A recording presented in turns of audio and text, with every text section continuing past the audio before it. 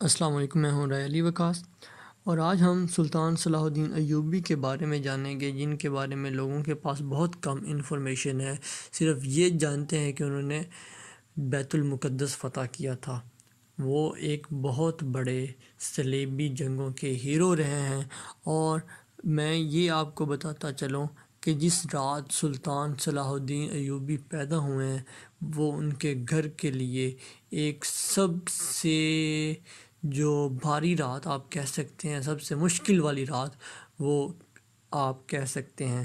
تو واقعہ یہ تھا کہ سلطان صلاح الدین ایوبی کے والد کا نام نجم الدین ایوب تھا، جو تکریت قلعے کے حاکم تھے۔ اس وقت ایک شخص جو اپنے لشکر کے ساتھ وہاں سے گزر رہا تھا، کسی جنگ سے شکست کھا کے واپس آ رہا تھا، تو انہوں نے اس کو پناہ دی، اور اگر وہ اس شخص کو پناہ نہ دیتے تو وہ شخص بہت مشکل حالات سے گزرتا، کیا پتہ وہ شہید ہو جاتا۔ وہ شخص عماد الدین زنگی یعنی نور الدین زنگی کے والد محترم تھے۔ تکریت قلعہ بغداد کے خلیفہ کے حکومت میں تھا، جن کے عماد الدین زنگی کے ساتھ کچھ اچھے حالات نہیں تھے، اور کچھ اس طرح کے واقعات پیدا ہوئے کہ عماد الدین زنگی کو پناہ دینے کے جرم میں اور ایک نام نہاد جرم کو بنیاد بنا کر ایک قاصد بہت سخت خط لے کر تکریت قلعے میں پہنچا، اور نجم الدین کو وہ خط دیا، جس میں خلیفہ نے یہ بیان کیا تھا کہ جب یہ خط موصول ہو، اگر صبح کے وقت ہو تو شام سے پہلے قلعہ خالی کر دیا جائے، اور اگر شام کے وقت یہ خط وصول ہو نجم الدین کو تو صبح ہونے سے پہلے قلعے کو خالی کر دیا جائے۔ یہ خط رات کو شام کو موصول ہوا، اور جب موصول ہوا تو نجم الدین پر قیامت سی برپا ہو گئی۔ اسے صبح ہونے سے پہلے قلعے کو خالی کرنا تھا، جبکہ اس وقت وہ سامان اکٹھا کرنے میں جو ضرورت کا اسے ساتھ لے کر جانا تھا وہ مصروف تھا۔ تو اسی وقت اس کی بیوی جو حاملہ تھی، اس کے ہاں ایک بچے کی پیدائش ہوئی۔ یہ وہی بچے ہیں جو بعد میں آ کے سلطان صلاح الدین ایوبی بنے۔ تو تکریت سے نکل کر نجم الدین ایوب نے موصل کا رخ کیا، جہاں کے والی عماد الدین زنگی تھے، انہوں نے پناہ دی تھی۔ والی موصل عماد الدین زنگی نے نجم الدین کے اس بہت بڑے احسان کو فراموش نہیں کیا، اور نجم الدین کو اس کے مختصر لشکر کے ساتھ خوش آمدید کہا، اور اس احسان کا بدلہ عماد الدین زنگی نے یوں ادا کیا کہ نجم الدین کو اپنی فوج میں داخل کر کے اسے جاگیر عطا کی۔ پھر عماد الدین زنگی نے بیبلک قلعہ پر قبضہ کیا تو اسے نجم الدین کو وہاں کا قلعہ دار بنا دیا، اور اس کے چھوٹے بھائی اسد الدین کو اپنے بیٹے شہزادہ نور الدین کی خدمت پر مامور کر دیا۔ سلطان صلاح الدین ایوبی کو سلطان صلاح الدین ایوبی بننے میں مدد کرنے والے اور اس حد تک تیار کرنے والے اسد الدین شیرکو، جنہیں شیرکو کا لقب دیا جاتا ہے اور اسی نام سے زیادہ مشہور ہیں، انہوں نے صلاح الدین ایوبی کو اس پائے پر تیار کیا۔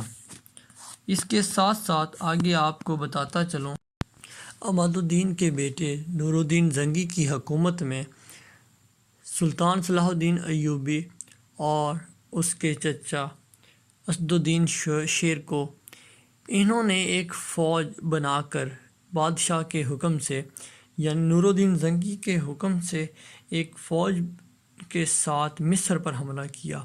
مصر پر 300 سال سے فاطمی خلفاء کی حکومت تھی۔ بتاتا چلوں کہ فاطمی خلفاء جو ہیں وہ افریقہ کے ایک فاطمی خاندان سے تعلق رکھتے تھے۔ اگر ان کا آپ تعلق حضرت فاطمہ سے منسوب کرتے ہیں تو یہ وہ نہیں ہے، ان کا تعلق افریقہ کے ایک خاندان سے تھا جو فاطمی کہلواتا تھا۔ تو ان کی حکومت کا خاتمہ کیا، اور مصر میں ایک بہت بڑا علاقہ فتح کر کے اسلامک حکومت میں شامل کیا، اور اس طرح نور الدین زنگی کو سلطان مشرق کا بھی نام دیا جاتا ہے۔ یہ سلطان صلاح الدین ایوبی کا بہت بڑا کارنامہ تھا، جس سے ان کے لیے لوگوں میں محبت، چاہت اور کفار کے دل میں ان کا خوف، دبدبہ بہت زیادہ بڑھ گیا۔ اس کے ساتھ ساتھ بہت سے حاسدین بھی پیدا ہو گئے جو ان کو اس طاقت پر نہیں پسند کرتے تھے کہ وہ اس اقتدار میں آئیں۔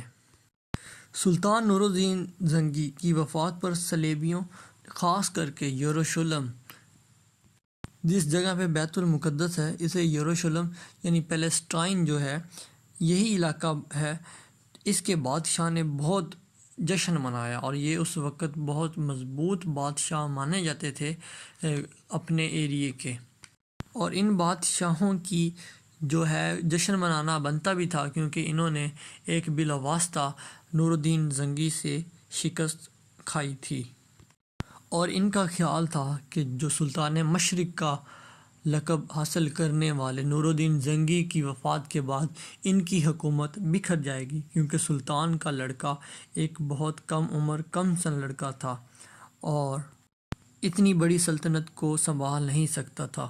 یورپ کے بادشاہوں کا ہمیشہ سے یہ رہا ہے کہ جب انہوں نے مسلمانوں کو کمزور دیکھا تو فوراً مذہبی جنگ کے نام پر ایک جنگ شروع ہوگی۔ اس طرح ایک اور نئی صلیبی جنگوں کا آغاز ہونے جا رہا تھا، اور صلیبی جنگ دراصل عیسائیوں نے مذہبی جنگ کو ہی صلیبی جنگوں کا نام دیا تھا۔ اس وجہ سے نور الدین زنگی کی وفات پر شاہ یروشلم نے یورپ کے جو نصرانی عیسائی بادشاہوں کو صلیبی جنگوں کے لیے تیار رہنے کا حکم دیا۔ 1174 1174 یہ سال نہ صرف مسلمانوں کے لیے بہت برا سال تھا، بلکہ شاہ یروشلم اور جو عیسائی بادشاہ ہیں، عیسائی علاقے ہیں، ان کے لیے بھی ایک برا سال تھا۔ مئی میں سلطان نور الدین زنگی کا انتقال ہوا تو اس کے صرف 2 ماہ بعد ہی یعنی جولائی 1174 میں شاہ یروشلم بھی اس دنیا سے وفات پا گئے۔ شاہ یروشلم عیسائیوں کا ایک بہت ہی ذہین اور بہادر بادشاہ تھا۔ اس نے مصر پر صلاح الدین کے قدم اکھاڑنے کے لیے کئی جتن کیے، لیکن صلاح الدین اس سے کہیں زیادہ ذہانت اور شجاعت کا مالک تھا، اس لیے شاہ یروشلم اپنے مقصد میں کامیاب نہ ہو سکا۔ جس طرح نور الدین زنگی نے اپنا کوئی جانشین نہ چھوڑا تھا، اسی طرح شاہ یروشلم کا بھی کوئی مناسب جانشین نہ تھا۔ اس کے مرنے کے بعد بلڈون تخت یروشلم پر بیٹھا، اور اس کی عمر اس وقت 13 سال تھی۔ بعض مورخوں کے مطابق بلڈون کوڑ کا مریض تھا، اور اس لیے ریمنڈن آف طلابرس اس کا سربراہ اعلیٰ بنا۔ ان حالات میں اگر یہ کہا جائے کہ اس وقت دمشق اور یروشلم دونوں کے تخت خالی تھے، تو یہ کہنا کچھ غلط نہ ہوگا، اور یہ بات غلط نہ ہوگی۔ اگر صلاح الدین ایوبی کے بگڑتے ہوئے حالات سے فائدہ اٹھانا چاہتا تو اسے کوئی نہیں روک سکتا تھا۔ سلطان صلاح الدین جو اس وقت تک سلطان نہیں بنے تھے، ان کے پاس بہترین اور آزمودہ لشکر تھا، جس سے پورا عیسائی سلطنت گھبراتی تھی۔ اگر یروشلم کا بات کریں تو ان میں یہ ہمت نہ تھی کہ وہ سلطان صلاح الدین ایوبی کو اس وقت سلطان بننے سے روکتے، لیکن انہوں نے کوئی جلد بازی نہ کی، اور سلطان صلاح الدین نے اس وقت یروشلم پر حملہ بھی نہیں کیا، کیونکہ ان کے مطابق کمزور ہمسائے پر ہاتھ اٹھانا مردانگی کے خلاف سمجھا جاتا تھا۔ اس کے برعکس یروشلم اور عیسائی ہر مشکل حالات میں حملے کے لیے تیار رہتے تھے۔ حقیقت تو یہ ہے کہ دمشق کے حالات کے بعد جو نور الدین زنگی کی وفات کے بعد ہوئے، سلطان صلاح الدین ایوبی اس میں مداخلت نہیں دینا چاہتے تھے، لیکن 2 ماہ کے اندر اندر ہی اس میں اس قدر گروہوں بازی اور سلطان صلاح الدین ایوبی کی طرف توجہ نہ کرتے تو ان کے استاد نور الدین زنگی کی عظیم سلطنت ٹکڑے ٹکڑے ہو کر ہمیشہ کے لیے ختم ہو جاتی۔ صلاح الدین نے پھر بھی تحمل کا ثبوت دیا۔ مرحوم سلطان کا جان نشین ان کا بیٹا صلاح اسماعیل صرف 11 سال کا تھا۔ اس کی عمر سے فائدہ اٹھا کر ایک امیر شمس الدین ابن المقدم اس کا سرپرست اعلیٰ اور کار پرداز سلطنت بن بیٹھے، مگر دوسرے امرائے نوریہ بگڑ بیٹھے، جس کا نتیجہ یہ ہوا کہ زنگی حکومت کا شیرازہ بکھر گیا۔ سلطان نور الدین زنگی کا بھتیجا سیف الدین، جو موصل کا والی تھا، اس نے الجزیرہ پر قبضہ کر لیا۔ اس دوران صلاح الدین کو جب یہ خط ملا تو سوچ میں پڑ گیا۔ اس کے دل میں نور الدین زنگی کی اولاد کا بڑا احترام تھا اور وہ ان کے محسن تھے۔ وہ دمشق کو فتح نہ کرنا چاہتا تھا، لیکن دمشق کے حالات واقعی اس نیج پر پہنچ چکے تھے کہ اگر وہ بھی اس موقع پر خاموش رہتے تو کچھ بھی ہو سکتا تھا، جس کا ذکر خط میں کیا گیا تھا۔ سلطان صلاح الدین ایوبی نے اس وقت فیصلہ یہ اختیار کیا کہ دمشق روانگی سے پہلے امرائے نوریہ کو ان کی حرکتوں سے باہر رکھنے کے لیے دربار دمشق میں ایک خط بھیجا، جس کا مضمون یہ تھا: الصالح اسماعیل بن سلطان نور الدین زنگی اور تمام امرائے نوریہ کے نام امیر صلاح الدین نجم الدین ایوب، وزیر اعظم مصر کا کھلا ہوا خط۔ میں صلاح الدین ولد نجم الدین، وزیر اعظم مصر، سب سے پہلے اپنے مرحوم مربی سلطان نور الدین زنگی کے فرزند والی ہند الصالح اسماعیل اور امرائے نوریہ مکین دمشق اور ملک شام کو تاج و سلطنت دمشق کے ساتھ پورے خلوص سے اپنی مکمل وفاداری کا یقین دلاتا ہوں۔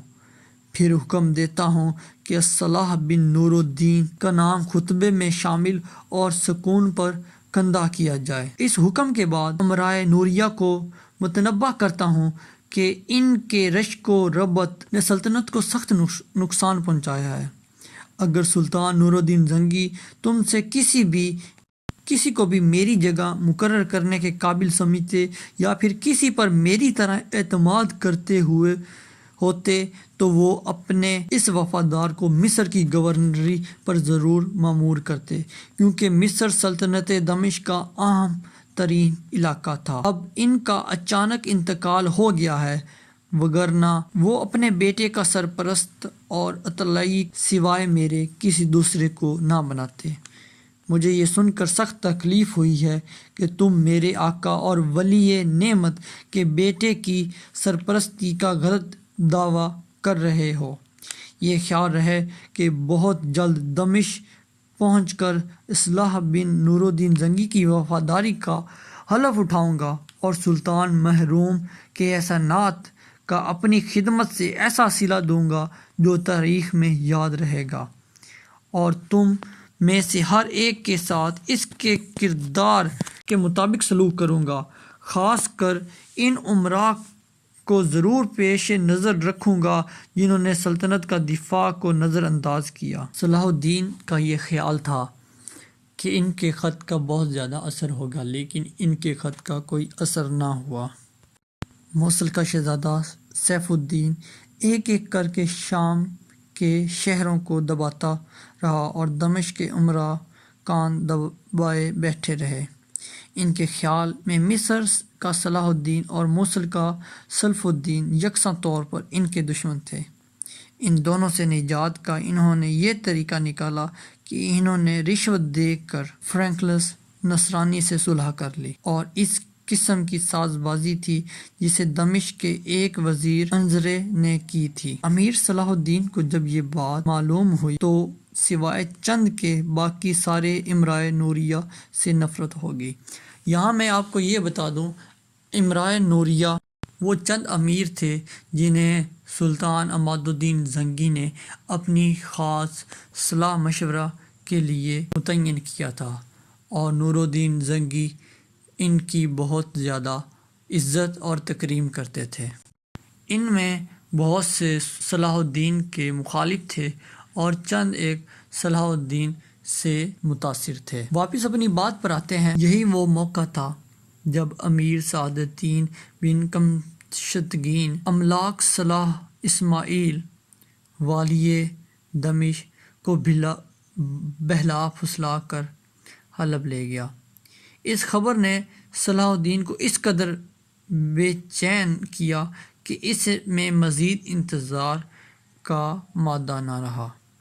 اس نے اپنے خط کے رد عمل کا بھی انتظار نہ کیا اور دمشق روانہ ہونے کا فیصلہ کیا، اور صرف 700 چیدہ سواروں کو لے کر دمشق پہنچا، اور جو مصر ہے وہ اپنے بھائی کی حکمرانی میں چھوڑ کر دمشق کی طرف روانہ ہو گیا۔ نصرانی سلطنت یروشلم کو اگرچہ خود بھی کچھ اچھے حالات نہ تھے، مگر مسلمانوں سے بغض ان سے ختم نہیں ہوتا تھا۔ انہوں دمشق کے راستے پر صلاح الدین ایوبی کو روکنے کے لیے ایک فوری منصوبہ بنایا، اور شاہ یروشلم کا لشکر قلعہ کرک جو ان یروشلم کے امیر کے حصے میں تھا، یعنی نصرانی حکومت میں تھا اور دمشق کے راستے میں پڑتا تھا، لشکر بھیج دیا۔ صلاح الدین نے اس قلعے کا محاصرہ بھی کیا تھا، لیکن اپنے والد نجم الدین کے گھوڑے سے گرنے کی خبر پا کر کرک کا محاصرہ اٹھا کر قاہرہ واپس جانا پڑا۔ شاہ یروشلم نے صلاح الدین کو روکنے کے لیے ایک منصوبہ تیار کیا تھا، جس کا ہم اگلی ایپیسوڈ میں ذکر کریں گے، اور صلاح الدین کیسے ان کو منہ کی کھلوا کر ان سے بچ کر دمشق پہنچا، یہ آپ کو سارا واقعہ بتائیں گے۔ تو نیکسٹ ویڈیو کا انتظار کیجیے گا، چینل کو سبسکرائب کر دیجیے، ویڈیو کو لائک کر دیجیے گا، اور انشاءاللہ ہم آپ کے لیے اور مزید انفارمیشن کی ویڈیوز لاتے رہیں گے۔ بہت شکریہ۔